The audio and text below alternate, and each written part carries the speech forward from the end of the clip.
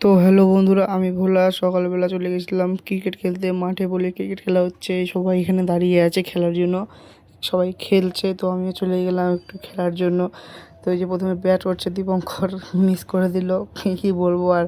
সবাই সকালে প্র্যাকটিস করতেছে সবাই খেলার জন্য। সবাই এখন কেউ আগের মতো খেলতে পারে না, তো তাই সবাই প্র্যাকটিস করতেছে। প্র্যাকটিসের অনুভব দেখতেই পাচ্ছ, খেলতে পারতেছে না। এই যে তন্ময় ব্যাট ধরতেছে, বিট খেলে বল করলো, মিস ভাই। তো আমি বাড়ি চলে আসলাম, খিদে পাচ্ছিল। বাড়িতে আসে দেখি গ্লাসের মধ্যে দুধ ছিল, তো দুধটাকে খেয়ে নিলাম।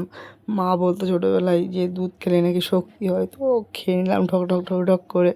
এবার খিদে পাচ্ছে, তো আবার ভাত খাবো, তো চলো ভাতটা বাড়া হোক। এই যে ভাত বেড়ে নিয়েছি, একটু ডিম ভাজা নিয়েছি, ডিম দিয়ে একটু মেখে নিলাম। চলো খাওয়া হয়। একদম পুরো সেই সেই সেই লেভেলের খাওয়া দাওয়া। মানে কী বলবো, ডিম ভাজি আর ভাত দিয়ে একদম সেই লাগছে। সবাই লাইক কমেন্ট সাবস্ক্রাইব করো প্লিজ। তো এবারই ডিমের ঝোল, মতলব মানে কী বলবো, মানে ডিমটা ভেজে ঝোল করেছি পেঁয়াজ বাটা দিয়ে। তো ওটা দিয়ে একটু মেখে নিয়ে একটু খেয়ে দেখি। একটু ছিঁড়ে নিলাম ডিম, একটু ভাত নিলাম, মুখে চালান দিয়ে দিলাম, বাস একদম সেই। মায়ের হাতে রান্না তো ভালো হবেই, ঠিক কিনা? এটাকে কী যেন বলে, ডিমের কালিয়া না ডিমের কি একটা বলে।